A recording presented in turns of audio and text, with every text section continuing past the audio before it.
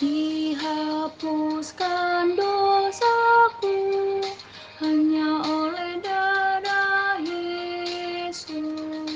Aku pulih dan sembuh hanya oleh darah Yesus. Oh, darah Tuhanku, sumber pembasuhku, sucilah hidupku hanya oleh darah Yesus.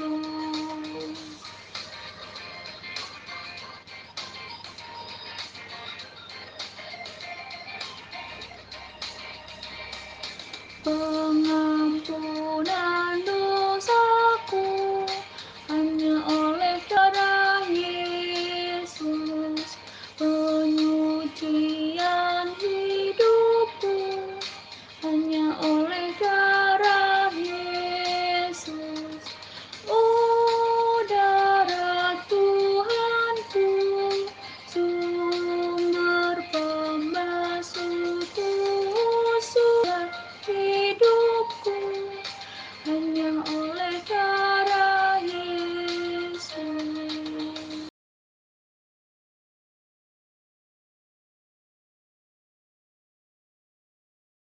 Ya, kita berdoa. Damai sejahtera Allah Bapa yang melampaui segala akal dan pikiran manusia, itulah yang menyertai kamu masing-masing dalam Kristus Yesus Tuhan kita. Amin. Shalom dan selamat Paskah buat adik-adik sekalian. Kita akan mendengarkan firman Tuhan pada peringatan pertama kebangkitan Tuhan Yesus pada hari ini, Minggu 17 April tahun 2022. Dari kitab Injil Yohanes pasal 3 ayat 14 sampai dengan ayat 21. Demikian bunyinya. Mari kita ikuti secara seksama dalam hati kita masing-masing. Dan sama seperti Musa meninggikan ular di padang gurun, demikian juga Anak Manusia harus ditinggikan, supaya setiap orang yang percaya kepadanya beroleh hidup yang kekal. Karena begitu besar kasih Allah akan dunia ini, sehingga Ia telah mengaruniakan anaknya yang tunggal, supaya setiap orang yang percaya kepadanya tidak binasa, melainkan beroleh hidup yang kekal. Sebab Allah mengutus anaknya ke dalam dunia, bukan untuk menghakimi dunia, melainkan untuk menyelamatkannya oleh Dia. Barang siapa percaya kepadanya, ia tidak akan dihukum.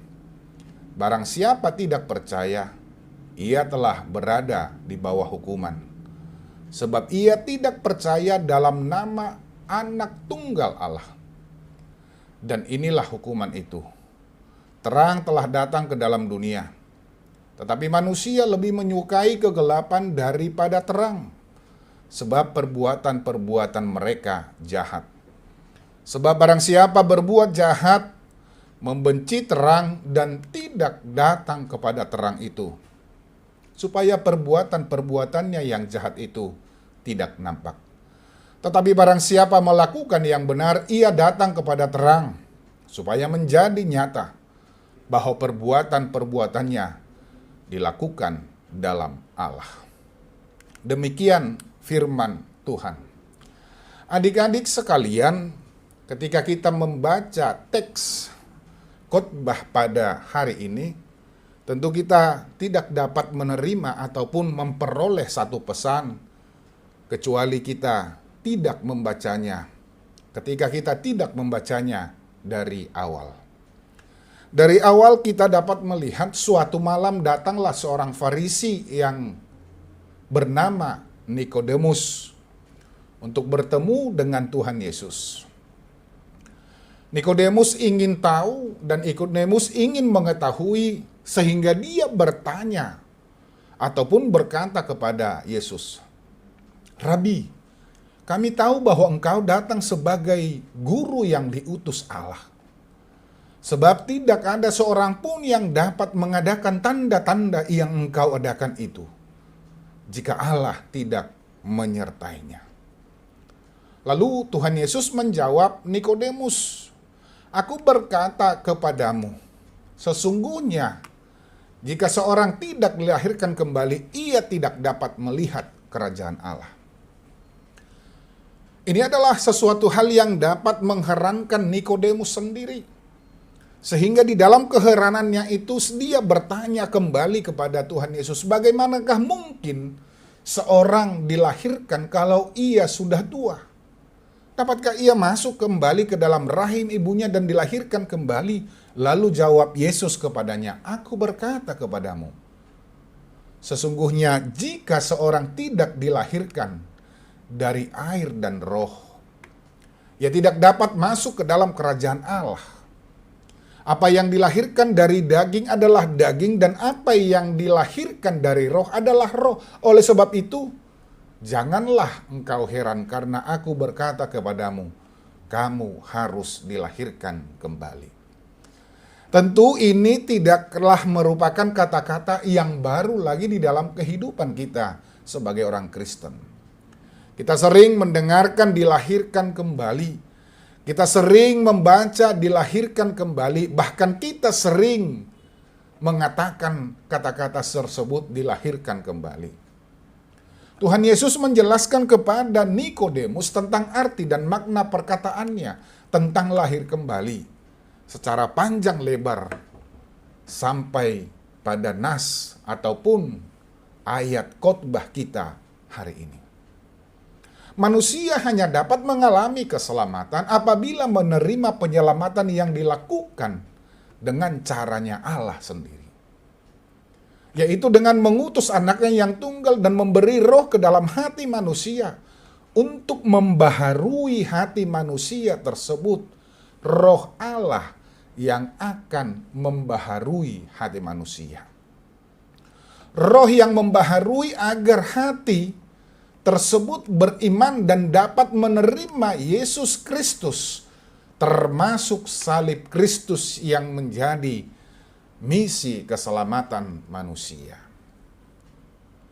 Adik-adik sekalian, mungkin banyak orang yang menolak salib karena merasa bahwa itu adalah suatu kehinaan. Tetapi dalam kehidupan umat Kristen ini adalah cara Allah untuk meninggikan Tuhan Yesus dan untuk menyelamatkan manusia. Perhatikan seperti ayat yang sudah kita baca tadi. Ular tembaga yang didirikan oleh Musa menjadi kesembuhan bagi mereka yang dipagut ular. Demikian salib Yesus adalah jalan keselamatan bagi kita yang hidup di dalam dosa. Nah, siapa yang percaya pada salib Kristus akan mendapatkan kesembuhan rohani. Adik-adik sekalian, perkataan Yesus tentang lahir kembali tidak boleh kita pisahkan dari kalimat berikutnya, yaitu melihat kerajaan Allah. Ternyata Nikodemus tadi hanya memikirkan perkataan Yesus tentang lahir kembali itu secara pikiran manusia. Nikodemus tidak memperhatikan perkataan Yesus tentang kerajaan Allah. Nikodemus mestinya memperhatikan perkataan Yesus secara lengkap, yaitu jika seorang tidak dilahirkan kembali, ia tidak dapat melihat kerajaan Allah. Dan Nikodemus mestinya lebih dulu bertanya, apa itu kerajaan Allah? Kerajaan Allah yang dimaksudkan Yesus adalah mempercayai, menerima bahwa Yesus adalah anak Allah. Atau Allah yang menjadi manusia yang turun ke bumi, yang turun ke dunia untuk keselamatan manusia, untuk keselamatan dunia ini. Allah menjadi manusia adalah bukti kasih-Nya kepada manusia itu sendiri. Yesus mengajarkan hidup yang benar di dunia. Dan pengajaran Yesus disampaikan dengan dua metode, yaitu dengan perkataan-perkataannya atau dengan khotbah-khotbahnya dan juga melalui tindakan-tindakannya. termasuk kematian, kebangkitan, dan juga kenaikannya ke surga. Dengan memahami arti kerajaan Allah, berarti kita sudah percaya kepada Yesus.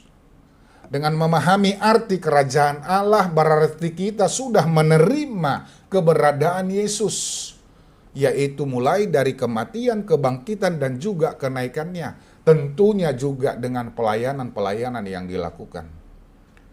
Dan jika sudah percaya kepada Yesus, itulah yang dimaksudkan Yesus yang lahir kembali. Yang percaya kepada Yesus tentulah tidak sekedar pengakuan di dalam bibir dan mulut saja, tetapi melakukan apa yang diajarkan oleh Yesus. Hidup sehari-harinya sudah harus sesuai dengan ajaran Yesus. Orang yang hidupnya sesuai dengan pengajaran Yesus tentulah berbeda dari orang yang belum mengenal atau belum percaya tentang Yesus.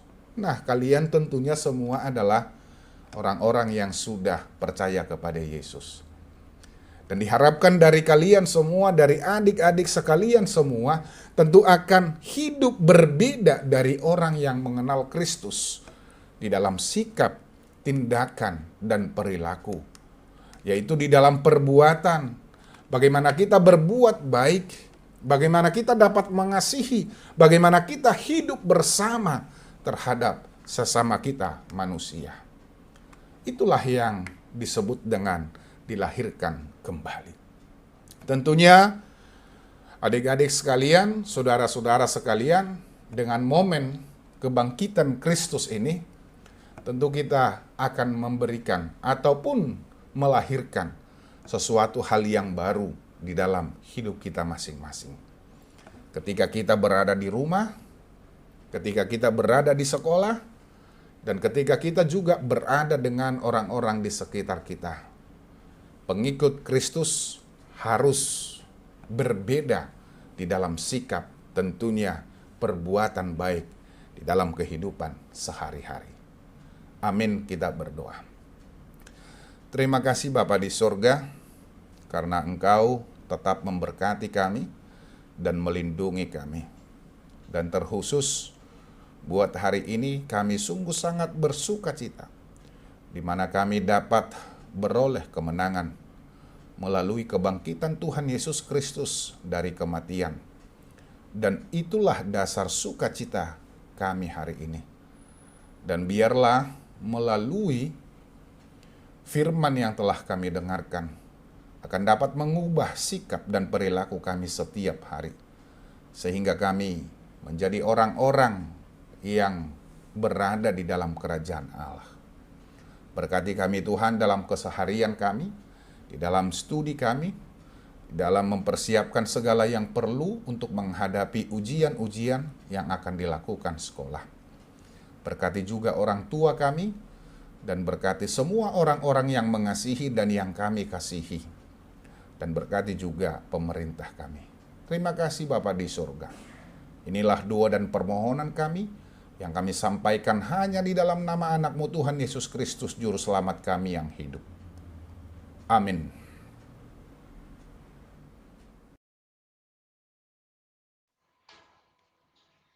Tak ku tahu